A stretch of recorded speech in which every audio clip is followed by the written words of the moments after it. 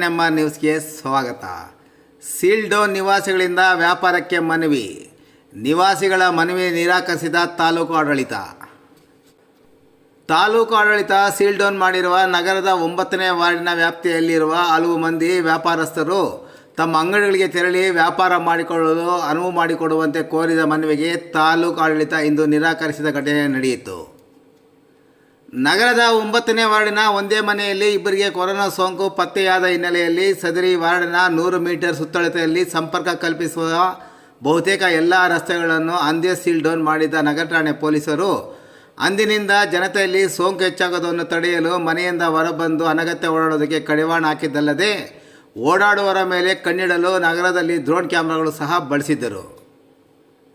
ಮತ್ತೆ ಅದೇ ಕುಟುಂಬದಲ್ಲಿ ಮತ್ತಿಬ್ಬರಿಗೆ ನಂತರ ಬುಧವಾರ ಮತ್ತಿಬ್ಬರಲ್ಲಿ ಸೋಂಕು ಕಾಣಿಸಿಕೊಳ್ಳುವ ಮೂಲಕ 12 ದಿನದಲ್ಲಿ ಒಂದೇ ಕುಟುಂಬದಲ್ಲಿ 5 ಮಂದಿಯಲ್ಲಿ ಸೋಂಕು ದೃಢಪಟ್ಟ ಹಿನ್ನೆಲೆಯಲ್ಲಿ ತಹಸೀಲ್ದಾರ್ ಡಿ ಹನುಮಂತರಾಯಪ್ಪ, ನಗರಸಭೆಯ ಪೌರಾಯುಕ್ತ ಹರೀಶ್ ಮತ್ತು ನಗರ ಠಾಣೆಯ ಪೊಲೀಸ್ ಇನ್ಸ್ಪೆಕ್ಟರ್ ಜಿ ಆನಂದಕುಮಾರ್ ತಂಡ ವಾರ್ಡಿಗೆ ಇಂದು ಭೇಟಿ ನೀಡಿ ಪರಿಶೀಲನೆ ನಡೆಸಿತು.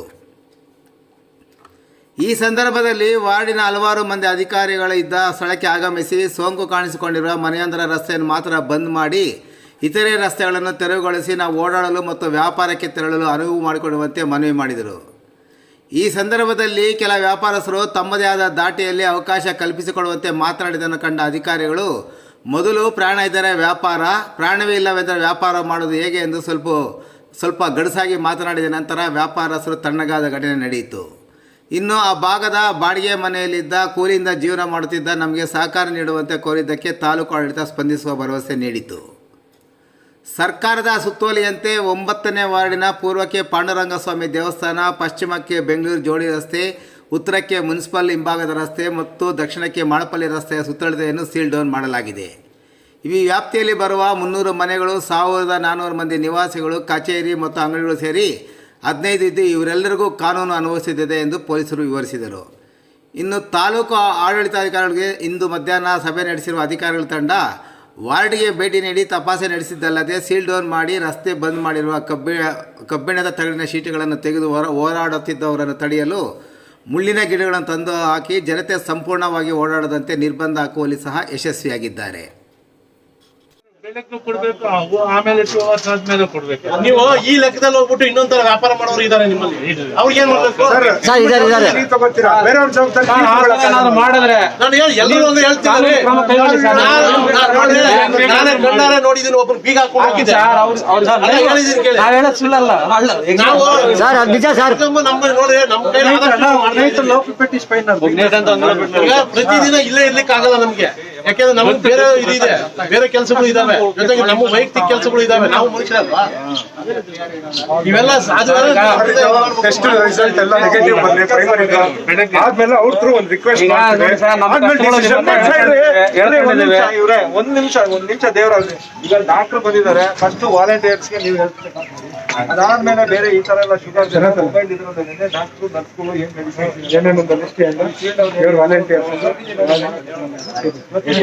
ಯಾರು, ಯಾಕಂದ್ರೆ ಒಬ್ಬೊಬ್ರು ಒಂದೊಂದಿನ ಅದರಿಂದ ಪ್ರತಿದಿನ ನೀವು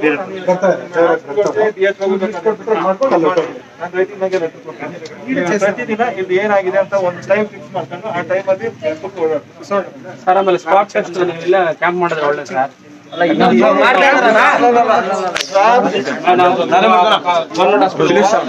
ಮಾಡಲ್ಲ ಅವರು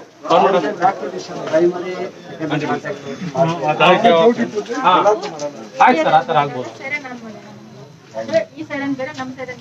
ನಾವು ಡೈಲಿ ಬರ್ತಾ ಇದ್ದೀವಿ.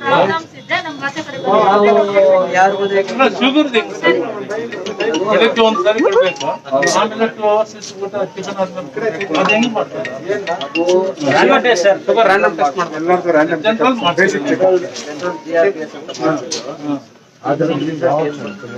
ಅದರ ಪ್ರಕಾರವಾಗಿ ನೀವು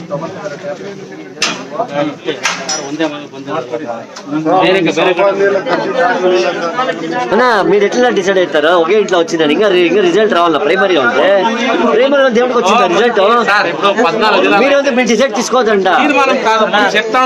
ప్రైమరీ అంటే ఇంకా రిజల్ట్ వచ్చిండలేదు, వాళ్ళ ఇంట్లో మాత్రమే కాదు చెప్పండి.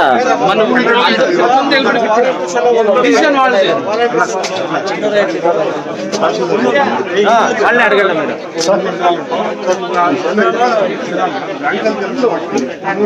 ಮಾಡ್ಸಿದ್ರು